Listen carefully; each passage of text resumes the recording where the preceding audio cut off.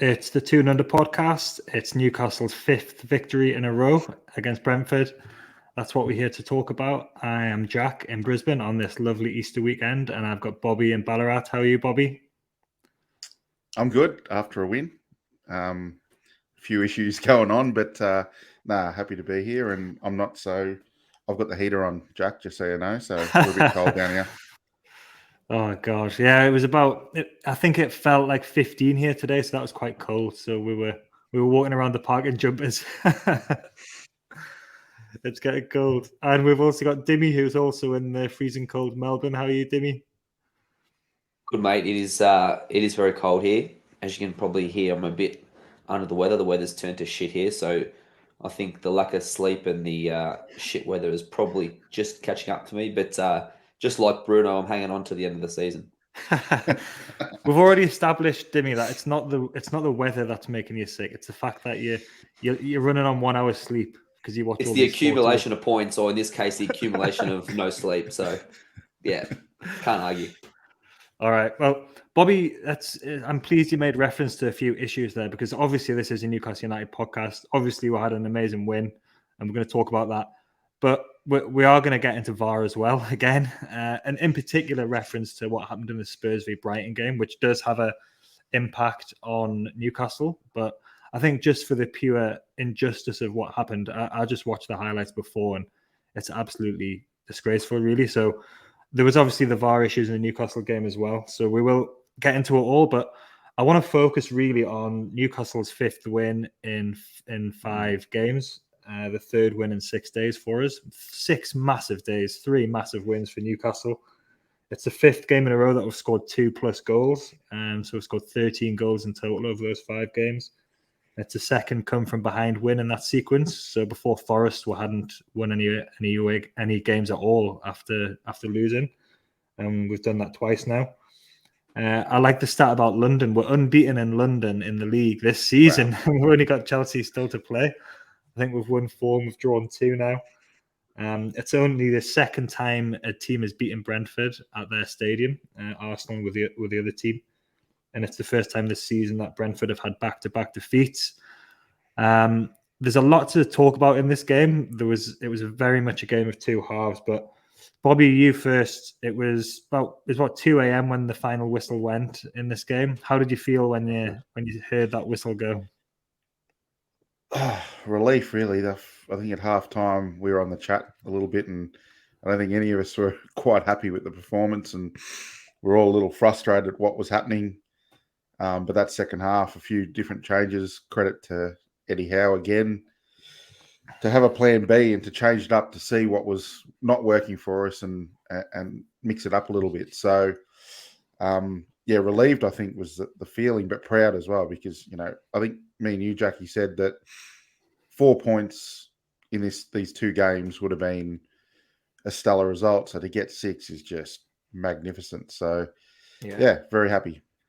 I think really I would have been happy with 6 points or even 5 points in being unbeaten out of these 3 away games. Obviously, we've got 1 to go. But to have a perfect start, you can't ask for more than that, especially on the back of the Man United win only 6 days ago as well. And Eddie Howe had a huge reaction, Dimi, after the second goal. And also at the end, he was a bit more fired up than he usually seems to be. So I think he understood the significance of this win and the manner that it came about. But how do you think, Dimi, this one compares to the 2 other wins this week, the Man United and the West Ham? Because it was a very different kind of game, wasn't it?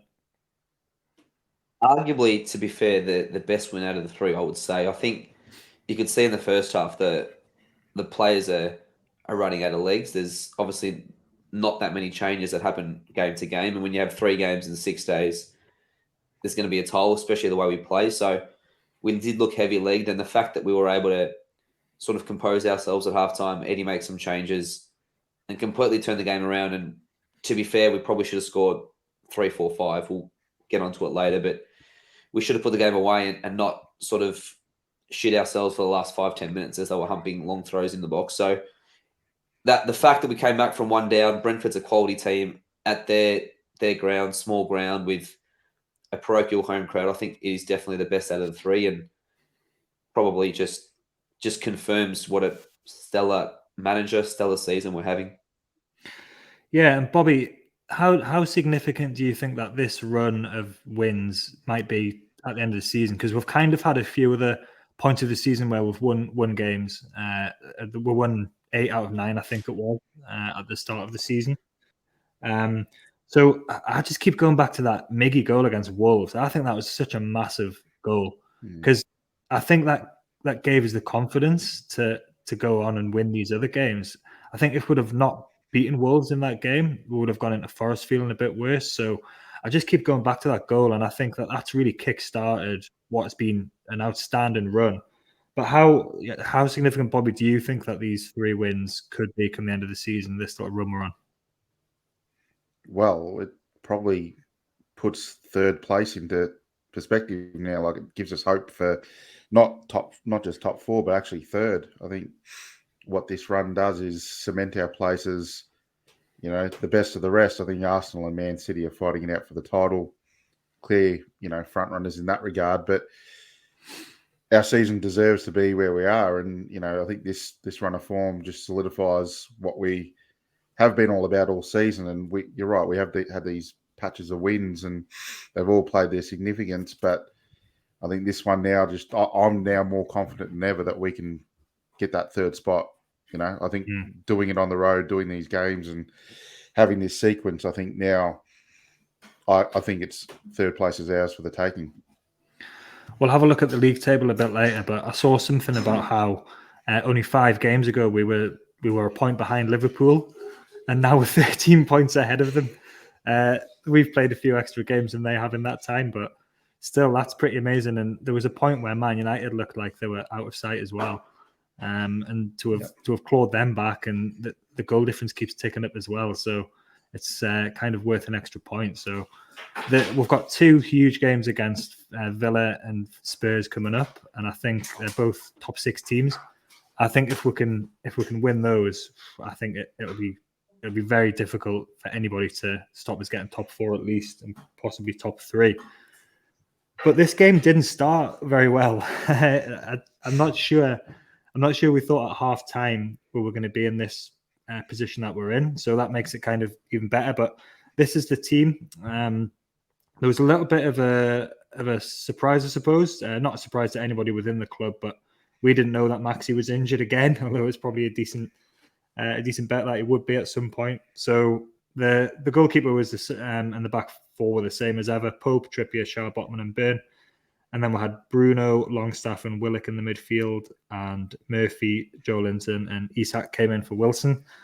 There was a bit of concern around Bruno as well, who apparently walked off in the warm-up, he looked uncomfortable at something or other, so there was a bit of panic about that, but then he came out and completed the game in the event. But Dimi, this Maxi aside, which we obviously didn't know that he was going to be injured, was this kind of what you expected? Did you think Isak was going to come back in for Wilson? I'm not sure if I expected it. I hoped Isak would come in. I thought he didn't deserve to lose his place. Obviously, Wilson did his job against West Ham. He came in, scored 2 goals. He can't do much more than that. Scored off the bench as well last week against Man United. So he's doing his job, and he's starting to look a lot sharper, which is great for us and great for competition.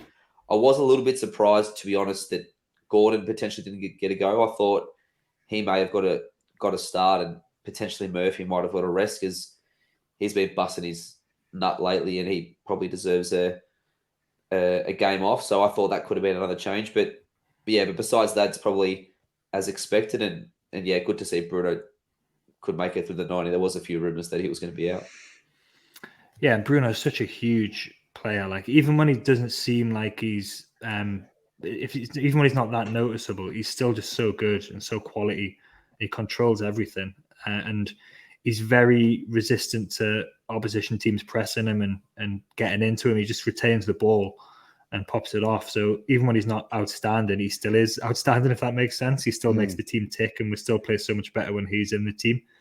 But what about you, Bobby? Was there any sort of surprises in there, and were you confident with this team going into it? Yeah, no, not too many surprises. A bit like Dimi.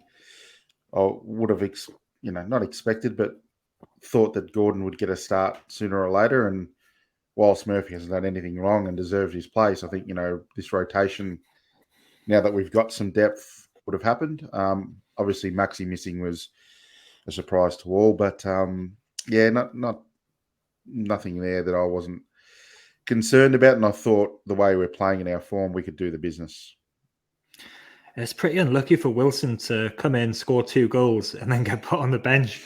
But it was probably the plan all along that he was gonna play the West Ham, and then Isak was gonna play this one.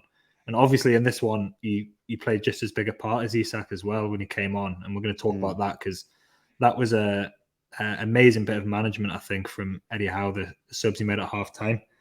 But before that, the first half was a real struggle. We're going to talk about the incidents that happened, but the general pattern of the half, I would say that it was probably the worst we've played probably all season that I can remember. Maybe the Bournemouth games were really bad as well, but this was it felt like we were just getting dominated a bit through the middle, and I think the 2 strikers were causing a bit of issues as well. But Bobby, coming to you first, what do you think happened in the first half? What do you think was wrong? Like, there's obviously talk that we were a bit tired and a bit fatigued after the effort of the last few days, but at the same time, Brentford had a hard game on Wednesday as well against Man United. So what do you put down the kind of the slow start to in this game? Watching it at half, the first half, I thought it was down to fatigue. I thought this would get us sooner or later. The intensity we play at, I thought sooner or later our players are just not going to feel or be up at the races and not play at their best, which is understandable. We've lost 1 game. Is it 1 or 2 games all year? It's an incredible record what we're doing. So I thought if there was a down game, it's due soon. But I thought tactically, Howe was sort of beaten in the first half. He couldn't make the changes needed when Brentford sort of crowded our midfield, and the long balls in were sort of disrupting what we were trying to do. So, look, a few factors, but I got into halftime thinking, oh, it's a down game. We're due one. It is what it is. Yeah, I do this all the time. I'd written it off at halftime. I think it's a self-defense thing where you just want to think, right, we're not going to win this. It's over. Yeah. I was looking at the league table thinking what's going to happen if Spurs win or if Brighton win. So I just kind of written it off, and then it just makes it all that more sweet when you come back. But Dimi, it was sort of a disappointing first half, wasn't it? For me, it was, I thought the 2 strikers for them, Tony's obviously a handful. We know all about him. But Schade was really good as well. I think that was only his second start for Brentford. He's a German international. And they were playing in the 3-5-2 as well. So they kind of sit deep, but then they play it forward quickly to Tony, and you get to flick-ons. And I think Shah and Botman were a little bit, they just seemed a little bit unsure. Maybe it was because there was 2 of them they were up against. But what did you kind of make of it, Dimi, in the slow start to the game? Yeah, we'll definitely out of sorts in the first half. I think as the half wore on, you were just hoping we could hold on to 0-0 and just get to halftime and regroup, because there was only one team that was looking like they were going to score and potentially more than 1 goal. If they went up 2-0, maybe who knows how the game would have gone if they've gone 2-0 up at halftime, not 1-0. So we'll talk about the couple of big moments. But yeah, I'm not sure what it was. They obviously play with a high intensity as well, and it's a very, very small ground, Brentford's ground, and it can seem quite small, and there's not many gaps that you can pass the ball around, which seemed to hurt us, plus the fact they overloaded the midfield, which, like Bobby said, so there was a couple of factors that hurt us, and we just weren't as sharp as we could have been. There was probably signs against West Ham, to be fair. We weren't razor sharp against West Ham. West Ham were putrid defensively, and that helped, and we were all clinical, but we weren't razor sharp on the ball against West Ham, so there was signs that we were a little bit off, and potentially this was coming, but yeah, I think just the lack of intensity that we played with, and paired with the fact that their intensity was through the roof and their fans were roaring them on, I think that was sort of a recipe for disaster for that first 45. Yeah, and Brentford are a team that don't mind the opposition having the ball as well. So there was one point of the first half between around 50 and 25 minutes where we'd had, I think it was something like 70% possession, or it was even more, I think. So And I read a stat that they haven't actually won a game all season when they've had more possession. So they kind of do sit deep and then break quickly. And they've got a couple of good attackers who can really make a difference.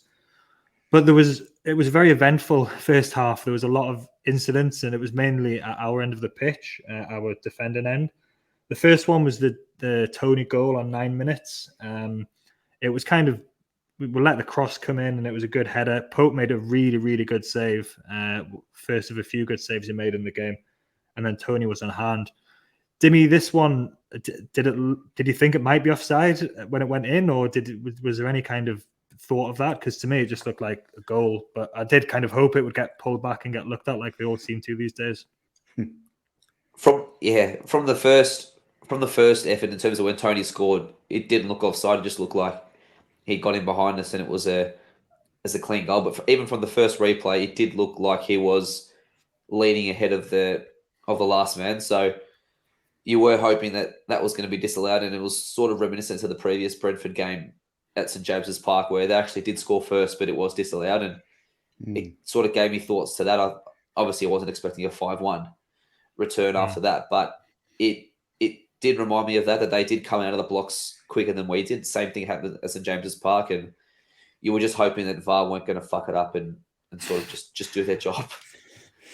Well, it was a very lucky escape, this one, wasn't it? Because basically, I think his armpit was offside compared to, I think it was Cher, who was, you could see he was leaning ahead, but I think this was one that we kind of got away with. And Bobby, this should have been a bit of a warning shot, shouldn't it? That we needed to sort our shit out quite urgently.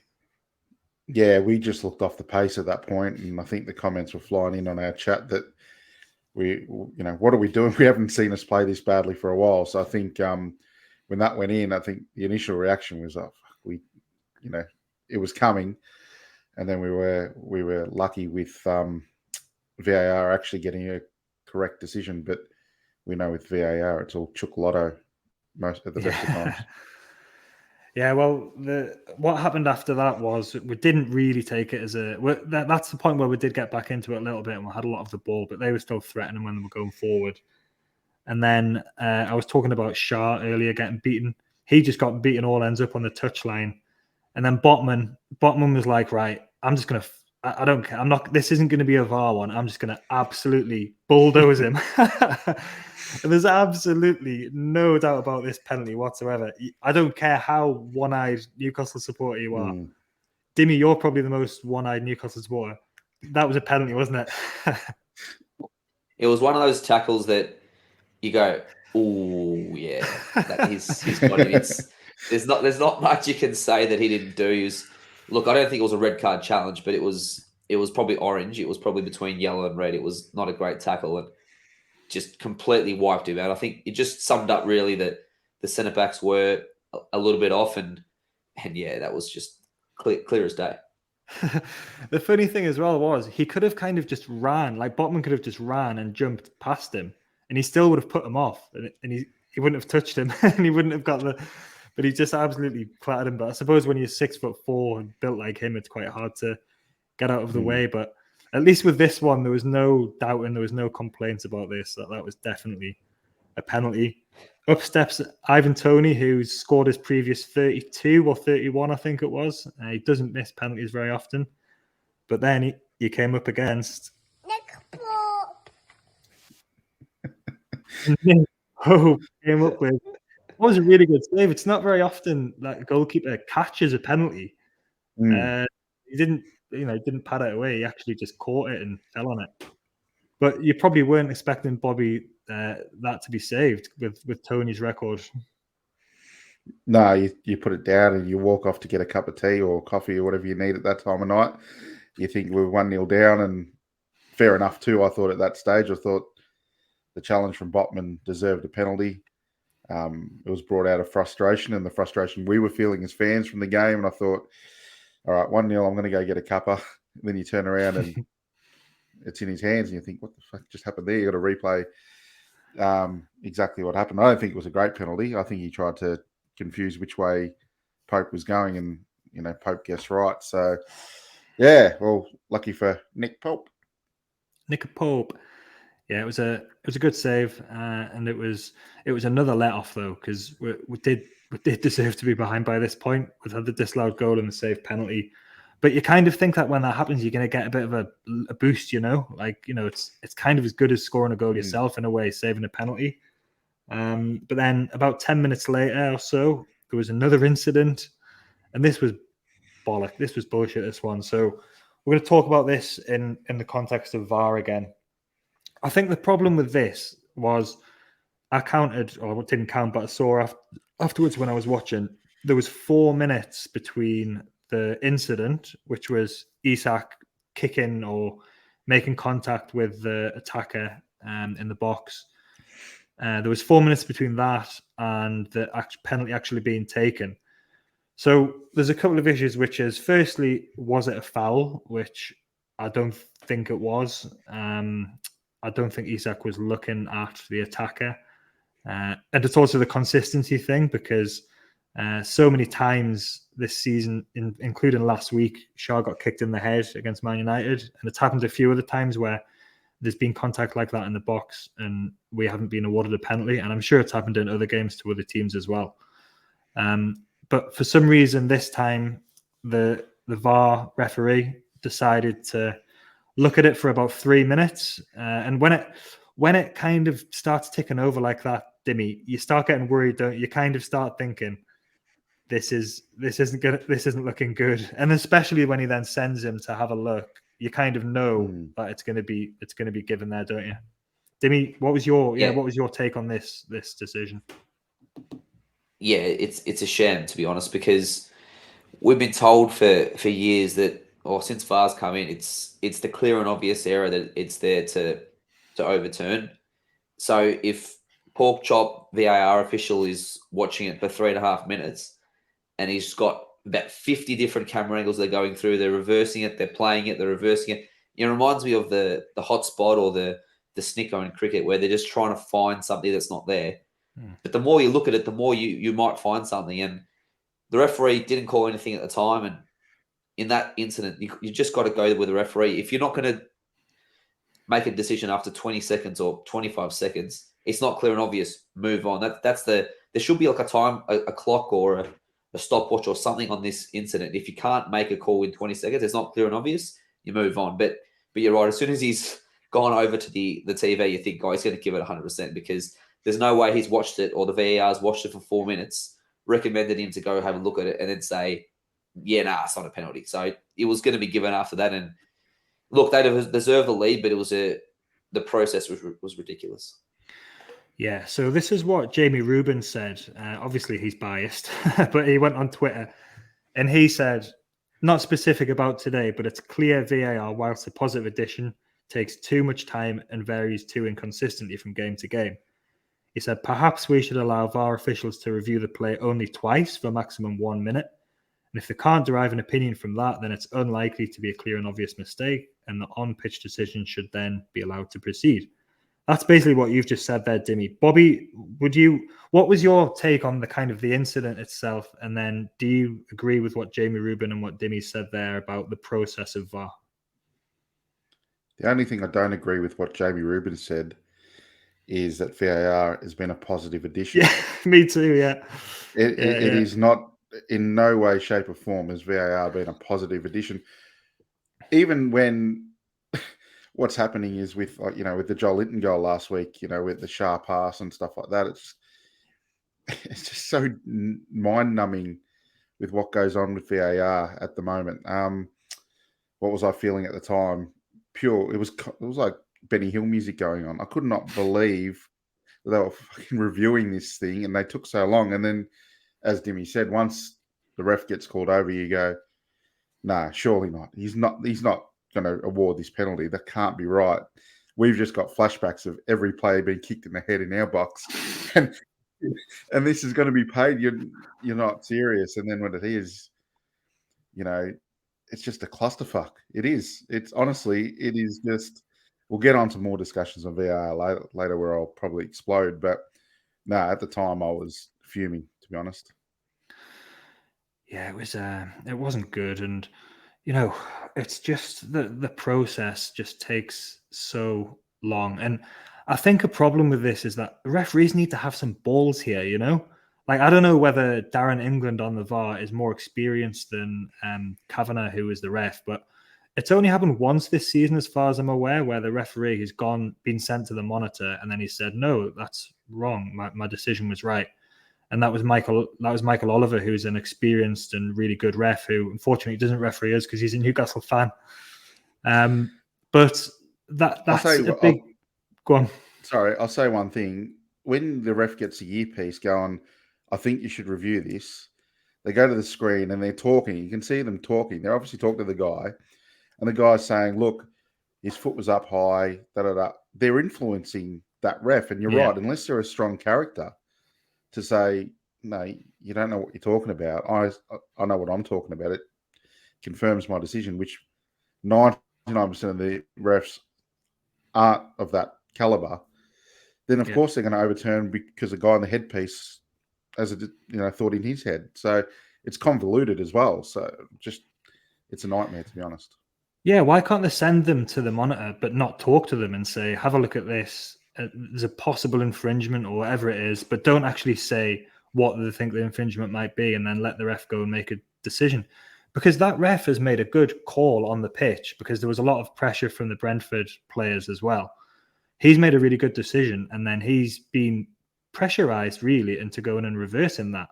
He would have got a lot of credit if he'd have gone over and just not reversed it and said, no, there's definitely not enough in that. There's no way that that's a clear and obvious error. And with this particular incident, you can see because Isak wasn't looking, it was coming over his shoulder and he was just kicking the ball normally. And the Brentford player's like ducking his head down and he kicks him in if there's even that much contact, but more in like the stomach area, which is where his foot would usually be anyway. So there's those two issues with this process. And we are going to dedicate a bit more time to it later because I think it's just worth talking about it this weekend with what happened elsewhere as well. And there was one more incident in this game that we'll talk about as well. But despite that, I don't think anyone could deny that we were, we weren't valued for a draw at half time. So it was fair enough, I think, that we were a goal down. Even though it had 64% possession, we'd only had 2 attempts to Brentford's 6. So it was a very different kind of performance from us, not one that we've been used to seeing this season. And we talked a bit about the reasons for that. And I think it was the fatigue and, 3 big games catching up on you. But then with the fatigue thing, it's like, it kind of doesn't make sense that if it was just fatigue, how come they came out and played like they did for the first 20 minutes of the second half? So there was definitely more to it, which was, I think, the tactics as well. But what Howe did was such a good, and it was such a brave and courageous thing to do, because maybe he just thought, we've got nothing to kind of lose. We're down anyway. We might as well go for it. But he brought on Wilson and Gordon for Longstaff and Murphy. So this happened to Longstaff in the cup final as well, where he got hooked at half time. Isak came on from that time, and you had Wilson and Isak playing up front together. And Gordon came on for Murphy. So it was kind of like a 4-2-3-1 kind of situation with Isak in behind Wilson. But Dimi, these changes made such a and I think it was just the fact that I felt when I saw them coming on, I was like, this is good. You immediately felt like you got a boost from it. Because it was like to have this manager who's so brave, who's going to go and do it and have that extra added quality on the pitch as well. And you could just see that the whole team got a boost from it, and the supporters in the away end did. And Brentford obviously had to change or had to worry about having 2 good strikers on the pitch as well, and Gordon, who was really busy going all over the place. So can you remember another time when there's been such impactful changes as this, as what happened in this game, Dimi? Probably not the last time I can remember an impactful sub in a massive game. I think it was Burnley away a few years ago when we were fighting relegation, and Maxi came off the bench and set up one and scored one, and but that was sort of an individual performance more so than a double change. It just shows how far we've come though. So no disrespect to Murphy and Longstaff, but when you're bringing on Callum Wilson and Anthony Gordon, that's a massive upgrade in terms of especially going forward. So to have the luxury of bringing those two boys on at halftime is fantastic. That's what the other top teams do. They can mix it up and make changes early. Don't just wait for the standard hour mark or 65 minutes. Make the changes early. Why not? And straight away, you could see Wilson when he came on, he made a difference. Isak started getting on the ball more, and all of a sudden, the whole vibe of the game changed, like you said. And yeah, it was ballsy from Howe, but he probably thought, look, we're 1-0 down. Probably could have been 3-0 down. Let's treat it as if we're a couple of goals down, and let's really sort of turn the tables on them and trying to put them on the back foot, and it bloody worked. It's the proactivity, isn't it, Bobby? Like Dimi's just said, instead of waiting 15 minutes or to see how things go when it's clear it's not working, it's that proactivity and that, that courage really to go and throw them on. And Wilson looks back to his best as well. So I think something was up with him, obviously, after in between around the cup final time. Something was wrong with him. He wasn't training properly, but he just looks like with the Wilson of old now, doesn't he, Bobby? He made a huge impact in this game. Yeah, and he looks like he's enjoying his football again. Like he's just got a smile on his face. I think he likes playing with Big Dog as well, which is different because you think with the guy, we all know Callum's got a bit of an ego and he wants to be the top dog. So to have someone young upstart trying to challenge him, you thought that might play a role, but he's obviously enjoying it. And, the courage of Howe, because this formation hasn't been used a lot as well. But I think what it did was confuse Thomas Frank as well and make him have to shift. And I don't think he had that plan B in his arsenal as well. So it just changed the dynamic of the whole game, really. And it was beautiful to see. But I think the main change, Callum and Gordon played a massive role, was shifting Joelinton back into the midfield. Yeah. It just that we were getting bullied in there. We weren't in the second half, and there was one reason for it. Yeah. He's so fucking good, isn't he? He's just absolutely, like, it's been well over a year now he's been playing in this position for us, and it's good at the minute because he can play out on the left as well. So that was the natural thing to do when Maxi was not there, to put him out there and with Willock as well, and they did the swap thing. But you do kind of miss that in the middle. You miss Joelinton when he's not playing in the centre of midfield because he's just so strong. He's powerful. He's got good control. He can drive forward with the ball. He's just a monster. He's just a cannonball in there, roaming around. He got booked, or we thought he got booked after 6 or 7 minutes, but don't think he had. I think the TV said he had, but he hadn't. Yeah. And he's the one who scored the goal. So the goal that got us back into it, and you talk about his strength and you talk about his ability, his stamina, and his physical attributes. But what a bit of skill to get in and to score. It doesn't go down as a Joelinton goal because it came off the goalkeeper. But I'll give this one to you as well, Bobby, because you're Joelinton's biggest fan. That little bit of skill to put Ben Mee on his bum and then to kind of still have the composure to just run towards the goal and then release it at the right moment and get us back into the game. It was absolutely sublime, wasn't it, Bobby? He's got everything in his kit bag. He has got absolutely everything. He's big, he's strong, he's powerful. His fitness is... He doesn't stop running for 90 minutes.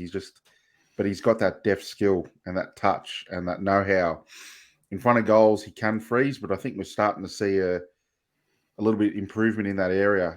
His finishing starting to come, and he's just got everything. He can be one of the best players in the world. There's no doubting that, I don't think. And he showed it. Like as soon as he moved into midfield, whatever plans Thomas Frank had to bully at that 3, it wasn't going to happen. And it was part of the reason why we got on top.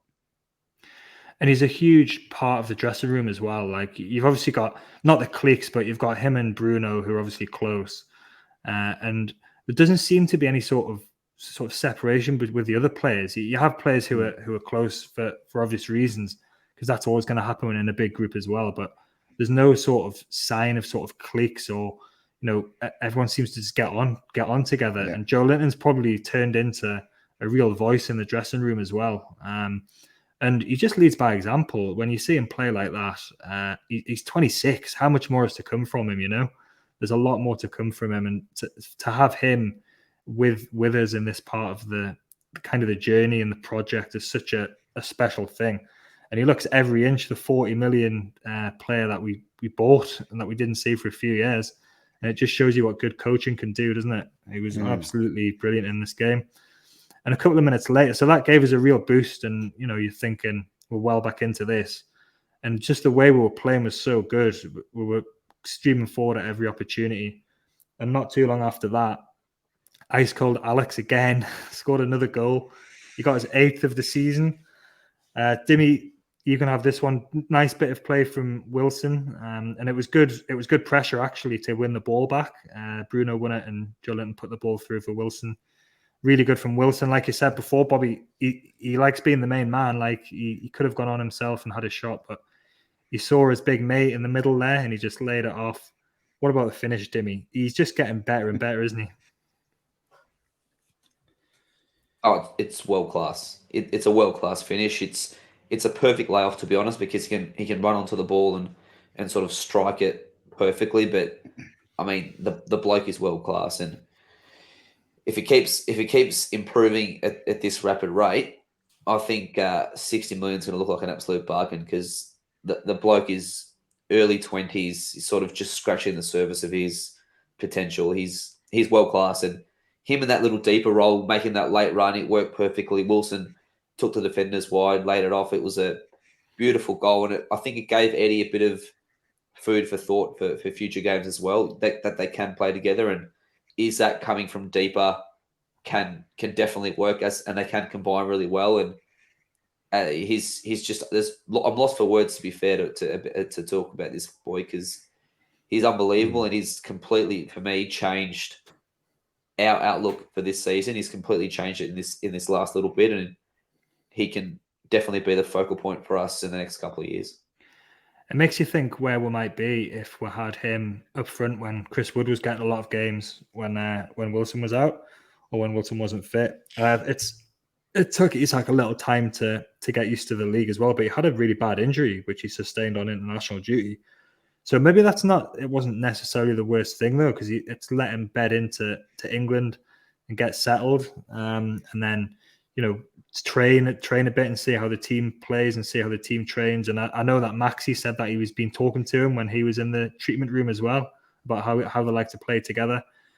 But it was just an absolutely beautiful finish. Like it's not the first he's done. He's just so cool to stroke it into the top corner like that. But do you think, Bobby, we might see Isak and Wilson play together from the start in some games? Or do you think it's kind of because we were talking about that in the chat earlier about the Villa game, whether we might see them start together? Or do you think that's a bit too gung-ho from the beginning at the moment? I reckon when we get the team we can get, I think Howe will want to adapt that 4-3-3 to sort of what he had in the second half, 4-2-3-1, or however that fluid system looks. I think in a perfect world, he wants Isak, with another striker. I think that'll make him even better and cause more problems for other defenses to worry about. So it could possibly happen. I think, Villa are in amazing form, and they're going to be a tough match. So we know Emery's a good tactician. So to throw one like that and to confuse the makeup of what he was going to do at home, it could be what we want to do. So who knows? But I like it. I think Wilson gets released a little bit because they're sort of worried about Isak, and then Isak gets released because Wilson shows his quality and is such a fox in the box as well. So there's a lot going on, and I think teams are a bit disjointed because they haven't seen this a lot. But as we saw, they can work well together and want to work together, which is the main thing. It's got to be a nightmare for defenders to see that Isak, because they marshalled him well in the first half and he didn't get much of the ball. But then to have Wilson come on and Isak's dropping into that space, which is where he got his goal from, but they'd be wondering what to do. Like, especially if you're not playing a defensive midfielder who's going to sit there and try and man mark him. Like, he's so quick and he pulls out to the left as well. But I suppose that this was enabled, like we were saying before, about that two in midfield, which when you've got Joelinton playing like that and Bruno as well, like, it's kind of better than having a two-man midfield because they're so good and they do everything, the two of them. So they kind of do the work of 3 people, and then they enable you to have that extra man in the gap in the attacking midfield position. And it's a bit like when we had Cabaye and Tiote, who, when they were on form, they were kind of a 2-man central midfield as well, and you didn't need the extra man because they were so good. Tiote was doing the Joelinton role of running around, kicking people, but winning the ball and doing the right things as well. So I actually think Isak and Gordon have been strategized pickups for this particular system. That's my belief. I might be wrong. They weren't picked up for the 4-3-3. They were picked up in future years as young, budding stars to play this type of system. So, yeah, we'll see. Yeah, and Gordon is feeling his way into the team as well. He's had 1 start, but he's going to be getting more starts as well. And he's got that look of just quality about him. He's busy, he's quick, he tracks back. And one of the goals against West Ham came about because he tracked back and won the ball. So that's exactly what he's been bought for, and he's going to settle his way into the team. And all of a sudden, we've got all these young, early 20s attacking talent, and it's absolutely amazing to see. And this was like probably from probably the worst half of the season, it went to easily the best kind of 20 minutes that I could think of because of what had come before. And it wasn't long till Wilson got his goal as well. He thought he got his goal. It was disallowed. It was kind of bobbling around and from a corner, and he stuck it in. And then the commentators seemed quite certain quite early that this was going to be chalked off or that something had happened. But was it, Dimi, was it a handball? Should it have been disallowed? Like, we'll talk about this. We're going to talk about VAR in a minute, but should that have actually been disallowed? Because apparently the rule is if it directly leads to a goal, it doesn't have to be a deliberate or something, which is a new rule that I'd not heard about. But what was going on with this one, Dimi?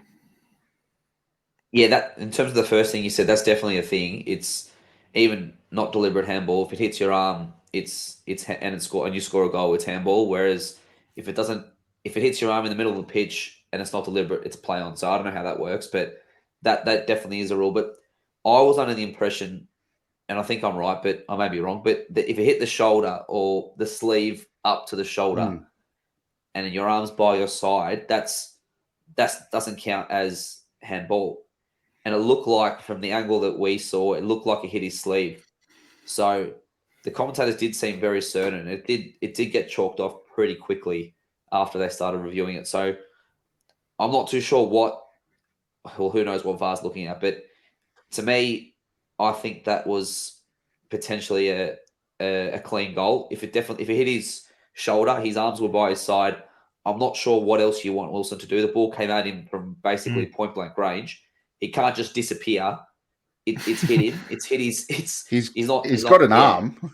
Exactly right. Well, his arm's got to go somewhere. And it's not like he's put it out like that. He's kept his arm by his side. It's hit his sleeve, and he's finished it. So I don't know what else you need the striker to do there for that to be given a goal. So yeah, for me, wrong decision. Yeah, like you said, Bobby, what's he supposed to do with his arm? There's only one bloke I know who'd be able to move his arm, and that's my brother, who's double jointed in his shoulder. He'd have to have quick reflexes to move his arm away, because what else could he do? Like, it's just, anyway. We'll get on to VAR later. And again, it's not clear, because the referee again made a good decision initially, and he let the goal stand, and then he was told no, it's not. It's hit his arm, so it's a handball. But let's just talk about VAR now, because there are 2 decisions there that have gone against us. In the interests of balance, I think that we got away with the Wolves game where Pope could have been sent off and given a penalty away against Jimenez. So that's one of them where I think we probably got away with it this season. But we've been sort of a victim of it a lot more. I think that the Palace game in particular was really bad. So this has been a bit of a talking point this weekend, because Brighton were absolutely shafted, worse than anyone I've ever seen be shafted before by VAR. They had 2 goals disallowed for dubious handballs. They had 2 penalties denied, and there was a load of other stuff around late tackles that weren't given, and but they ended up losing that game 2-1. But this leads people who are otherwise, sensible, rational people who don't think conspiracy theories are real, or don't believe there's corruption in the Premier League. But Bobby, it makes you wonder, doesn't it, when you see this? It gives fuel to the fire of these kind of thoughts that something's going on, whether it's intentional, whether it's sort of subconscious. But how can it be that this can happen and it always seems to be to the benefit of the big clubs as well? What's it about, Bobby? And how did you feel about the way Brighton were treated this weekend? I watched that game because I saw a few tweets. Obviously, I was sleeping, catching up after our game. Woke up and saw it, and I thought, all right, I'll have a look. And I just got angry. I got really, really angry, like fuming angry. And it's not my club. And let's put this straight. I have gone on record as saying Brighton is more of a threat to our top 4 hopes than what Tottenham were. So the result wasn't what I was looking at, Spurs fans. I don't give a shit. Like it was pure and utter garbage what was dished out to Brighton, and not fair. It's simply not fair. How do they get these many decisions wrong with replays? Like the stomp on the foot on what's his name, Mitamima or whatever his name, Matoma. It's just, and I see PGMOL have come out and apologise, saying that was a wrong decision. Like, fantastic, guys. That's what you want after that. Like, just a apology. It's like they've planned it all along. Like, I'm with you, Jack. Like, I try not to think conspiracies and everyone's out to get us or the big 6 are protected. But when you see stuff like this happening, and then you see the Super League stuff, and you hear the way these top 6 can form and want to protect their European places, because otherwise, who knows what happens. You can't help but think there's something going on, because what I saw in that game was downright corruption. It's simple as that. In my opinion, it was downright corruption. Keith Hackett, who used to be the boss of the refs, who came on our pod, he's good value on Twitter. He was on Twitter saying that it was just disgraceful and the decisions were terrible. But he says that he defends the integrity of referees, and he thinks it's just incompetence. So they're not being, if it's incompetence, they're not being trained properly, and it's not just the referees, it's like the VAR and the whole system, and then the way that there must be, because they have these days where they go to PGMOL and they do all these training things and they talk about the review incidents that have happened, and then they go over them. But Dimi, you're Greek, you know all about corruption. If this if this is corruption, right? Okay, how practically would this work? Would they all sit in would they sit in a room, or would it be like WhatsApp messages or something? Or because there's got to be so many people involved in this, and like the boss of the referees can't go and say, by the way, lads, we've got to give decisions for the big 6, surely, because it would just come out somehow. Like, there's so many people. There's 25 referees that would be involved for one. One of them would blow the whistle or something. Or how would it actually work? Or do you think what's your take on this, Dimi? Look, as you guys know, I'm a pretty level-headed person. I don't get too emotional or over the top about decisions. But if I was a Brighton fan at that game, I probably would have been on the pitch. That probably would have been the point of a pitch invasion, and the game had to be stopped. I mean, to be fair, that coach that got sent off for Brighton had every right to lose his marbles. And if Brighton's players started walking off, I wouldn't have been upset about them from walking off, because that was a disgrace. And it's more for me the lack of accountability for referees and just officials. And they hate admitting when they're wrong. I mean, great, they've admitted this morning that they're wrong. That's fine. But what's the punishment for that? Because if you look at the end of the season and these decisions accumulate and are wrong, you're potentially costing clubs millions of dollars, let alone players, let alone supporters who don't get to see certain games now because they're not in European competitions. There's just a whole layered effect that these decisions end up causing if the referees don't seem to be punished. I love saying at the Aussie rules, when the umpire has a bad game, send them to the bush or send them to the lower leagues to learn how to be better umpires. And it seems in England, I'm not sure they do that. I'm not sure if they go down to the Championship or if they go down to League 1 or 2. If they're in the Premier League, they're in the Premier League. So you can't really punish a referee in the Premier League. Okay, you've done bad in Tottenham, Brighton.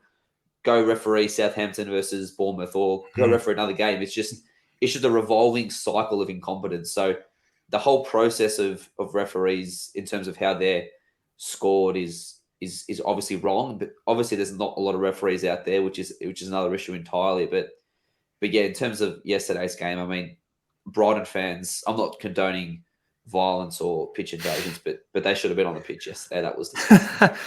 Should have been on the pitch, yeah. Yeah, I think referees get sent to the they just get a week off. I think, like if they're fucked up, they just get a week off and then they're back doing fourth official the next week, and then they're back refereeing a few weeks later. And at least with us, like our recent problems with VAR, we've still won those games. There was the Elliot Anderson one at Forest, which that was just disgusting. But at least we won that game, and at least we won today's game as well. Brighton, that's a big 3 points that they didn't get, that they should have got, because they would have won that game. So it's and it could impact us because Spurs are battling with us for top 4. But it's been a while since I've seen so many people of other clubs so united and rage, on behalf of another club who we've got no connection to. And I think that just shows you. It was just the fact there was 4 blatant, bad decisions. You want to be kind and say bad decisions. And it was just such a shame for them. And it's going to keep happening. It's going to keep happening. They're going to keep having these discussions about VAR until something happens, until it changes properly. Everyone is getting told that Howard Webb is now in charge of the PGMOL. I know Keith Hackett's keen on Howard Webb. Shearer as well. He was on Match of the Day saying that he was told by Howard Webb that VAR was not supposed to be re-refereeing games. But here it is happening. So something's going wrong with it. And maybe in the summer they'll do a review and try and change it, because it's causing problems. It's causing big problems for the kind of enjoyability of games. You can't even celebrate a goal now, worried that it's going to be chalked off for some reason. So, and that's from someone whose team conceded, who benefited from a VAR decision today with the Tony disallowed goal, and then also had one chalked out. So it won't be the last time we talk about VAR. Like I said, luckily it didn't change the outcome of this game, but I do feel for Brighton fans. I think they were absolutely shafted and screwed over really bad. And we will talk about it again, I'm sure, at some point, unfortunately, because it keeps happening all the time. But the Wilson one kind of, I think that got them back into it a little bit, because up until then we were all over them and there was only going to be one winner. But then Brentford came back into it a bit. They had one header from Tony, which was well saved by.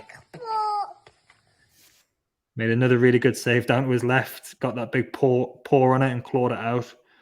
And they had a few other kind of headers going over the bar. But Bobby, it never kind of really felt like they were going to be capable of scoring, did it really? Like, they had those few half chances, but they weren't consistently creating much in those last 20 minutes or so. No, I think I was pretty comfortable that we could see this game out. I was thinking it was going to be 3 for us rather than they get back into it. So I thought we looked comfortable. I mean, I think we laughed about this earlier, Jack.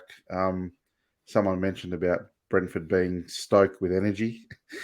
That's pretty much their game plan. They're very energetic and they pressure high, but they've got one motor operandi to score. And once we covered that base, I think we're pretty comfortable with our defence. So, yeah. Yeah, and they're kind of very reliant on Tony, which is fair enough because they're a club of a certain size who's got one, he's an international class striker. So how much longer he's going to be playing for, who knows? Because he's got his. Can I ask why he's allowed to play now? Like, I don't understand. Hasn't he been found guilty? Like, I'm not. I don't know. I think he's been found guilty of some of them, but he's appealing, I think. Yeah, because it's going through correct. Because it's going through the system or the appeals process. It's sort of delaying his state of execution. So you'd probably think it's going to happen at the end of the season, and he might get a whatever month ban going into next season. But yeah, it is. I mean, if I was a team who he scored a goal against us to put us down, I'd be ropal. I might even do a Sheffield United from a couple of years ago and try and get those players sort of deregistered and get the team promoted again. It is a bit shady, to be honest, but just another one of those dodgy Premier League things.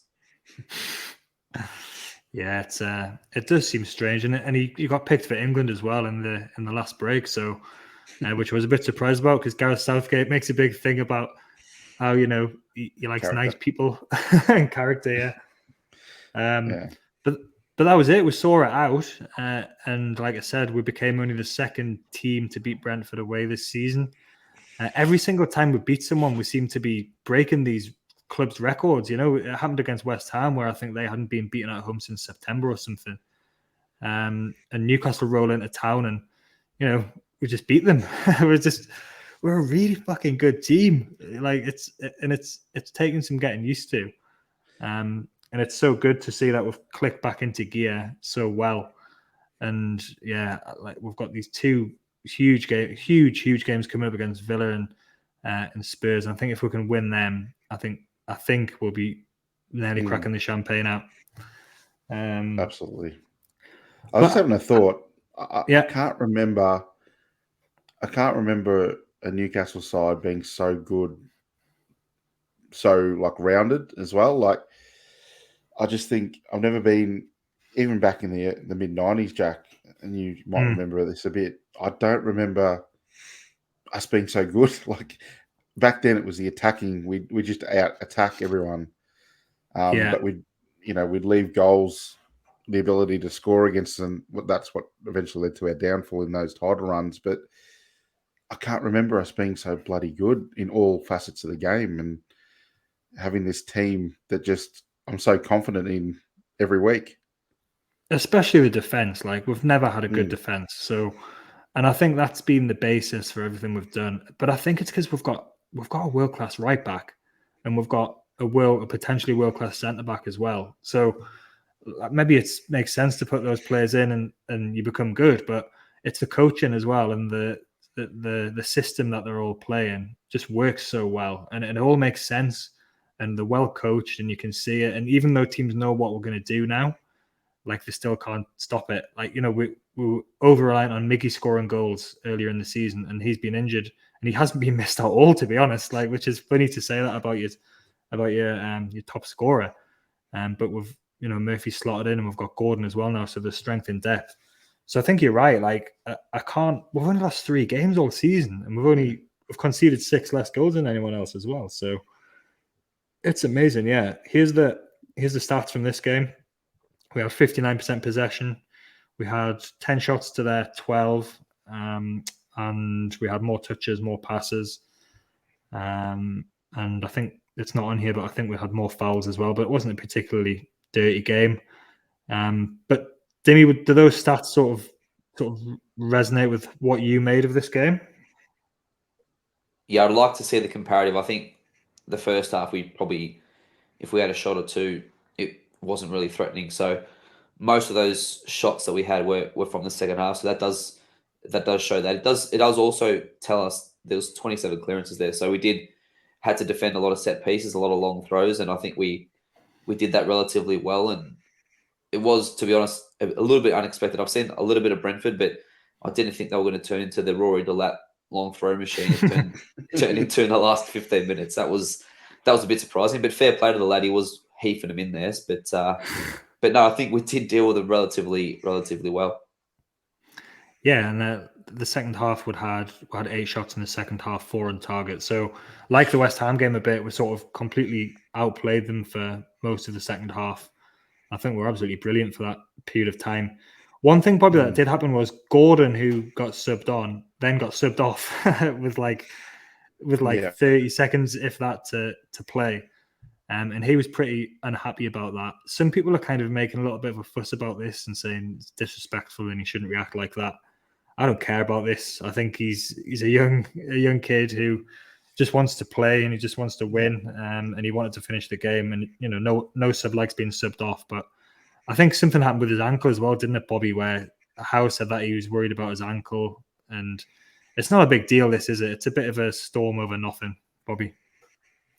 Yeah, I think so. There's different reports. So one saying Howe brought him off because of his ankle. Adam Peacock thinks it was because of some incident where he didn't track back and gave away a foul and almost conceded. And then you've got the tactical waste time story, which I think is probably where it was at. And then his reaction is a guy that you want, who wants to be on the pitch and doesn't want to come off, and he's young and hungry and everything we want in our players. So move on. Richie was good at the end, putting his arm around him and talking and guiding that. I think we've got such a good dressing room and leaders and good morale that he'll be fine a minute after the game ends anyway. So yeah, move on. Yeah, and if he's going to sulk, he's not going to get far in this dressing room. I think we said that when he signed. If there's any signs of him behaving like a dickhead, he'll get booted out for a while, until he sorts himself out. Yeah, we'll flush the Evertonian out of him. Don't worry. Yeah. All right, we'll look at the league table in a minute, but man of the match, Dimi, you can go first with this one. Who do you think was the man of the match? I think it has to be Joelinton, doesn't it? His second half display, just bossing the midfield, just terrorising everybody. I think he was obviously didn't turn the game solely, but him moving deeper alongside Bruno, I think, was probably the main catalyst for us to get control of the game. Yeah, I agree with that. I think he was outstanding in the second half, and his goal or his forcing of the own goal got us back into it. You're not going to disagree with that, are you, Bobby? I obviously concur. Good. There was honourable mentions for. I think he had a good game. He made a couple of good saves and obviously saved the penalty. Bruno did what Bruno does, which was mostly control the ball in the middle. And I think, Isak obviously and Wilson are both bang on top of form, which we're going to need going into this little run coming up. Here's the league table. There we are sitting in third, 5 straight wins. The goals for column is looking a lot nicer now. So that's up to 48, which is the joint 5th most in the league. So City, Arsenal, Spurs, and Brighton have all got more, and we've got equal with Liverpool. And then we're far and out the meanest defence. We've only conceded 21 from 29 games, which is brilliant. But we're on equal points with Man United with the same games played, and we are 3 ahead of Spurs with a game in hand, which is against Brighton. Villa have gone on a real good run, and they're up to 6th, but they're still 9 points behind us, and we've got a game in hand over them. And then Brentford and Fulham have kind of dropped off a bit like you expected they might. And Brighton are in there in 7th, and Liverpool are still ambling around in 8th, 13 whole points behind us at the moment. Bobby, that's looking pretty good at the moment, isn't it? With only single figures games left as well, down to 9 games left. Yeah, definitely. It's looking very, very good. And I'm very confident now that I haven't been all season that we could get that top 4, but I'm pretty confident that at least we'll finish in the top 4. I believe. I think they're run of form and everything is gearing up. I think we're playing our best football now. As you said, the attack is starting to roll in as well. We're scoring goals again, which was a bit of an issue for us. Not bad for time wasters, eh? That goal score comment. The dark arts. Thomas Frank was talking about that again today. Fuck off. Honestly, we've been through this shit before. It's been proven to be a load of bullshit. So, Dimi, I remember being on a pod with you two. It must have been in the middle of that run where we won 8 out of 9, and we were talking about are we going to make the Champions League, and I think at that point I was thinking this is just like a bit of a pipe dream still. But when you're sitting in this position, Dimi, with 9 games to go, it's starting to look very probable. I'd say probable that we're going to finish in the top 4, especially with the form of Spurs, and to have Spurs and Brighton to come at home, and we've got relatively kind fixtures. But you probably think we're going to finish 3rd, do you, Dimi? Are you thinking we're going to beat Man U to 3rd? Every chance. I didn't have that on my ladder predictor, so I've got to stick with 4th. But I do think our form is peaking at the right time, and with Big Dog just on fire, Wilson, like you said, back in form, there's no reason why we're not going to be scoring goals. And like you said, we've got the meanest defence in the land. So everything's pointing towards us securing that top 4 position. And yeah, it'd be an amazing effort if we could do it. And we're so close now, like you said, we're only 9 games away. It's actually come upon us very quickly that it's only 9 games left. It felt like there was a lot more of the season to go, because this season sort of never ended because of the World Cup. But we're in the 9 games away now, and hopefully we can get a couple more results in the next few weeks and sort of just secure that spot. And I worked out earlier that I think we're on 1.93 points per game at the moment over the season. So if we continue that, we'll finish on 73 points, which is almost certainly going to be enough for top 4, and probably might even be enough for 3rd. So that we're going to have some party if we get in the Champions League. We're going to start. I'm allowing myself to start thinking that it might actually happen now. But how nice is it as well to not be involved in this horrendous relegation battle like last season? But it's still looking tight down there. But Bobby, it's good, isn't it? Isn't it good, Bobby, to not be involved in this and to be able to just watch these games from afar with a smile on our face? With popcorn in hand, watching that relegation battle just going, and each team just nervous. I think, it's so relieving after the few years we've had. But it's going to be a tight one. I don't know. I think Southampton are pretty much gone. I think they're confirmed. Leicester don't look at all good, so they're in a bit of trouble. But Nottingham, Everton, Bournemouth, Leeds, Crystal Palace. Yeah, it's going to be a good one.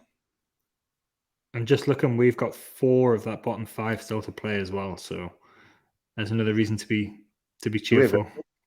Yeah, we've got Everton, Leeds, Leicester, and Southampton all to play. Yeah. Can we relegate Everton? Is that on the cards? I think it might be a little bit too early for that, because yeah, there's a few it is after that. But yeah, you're not allowed to say that, Bobby. One of your friends, Sharpie's an Everton fan. You got to be nice. I love Sharpie. He's one of the best blokes. Honestly, he's one of the best blokes in the world, but he supports a shit football team. All right. On that note, I think we'll call it a night. Another happy night, happy day for Newcastle fans, and a public holiday tomorrow. So let's all go and eat some chocolate and just lie in bed and relax a bit. Yep. Have a good one, boys. Thanks, sleep, Dimi. Get some sleep, Dimi. Dimi, please go and get some sleep, will you?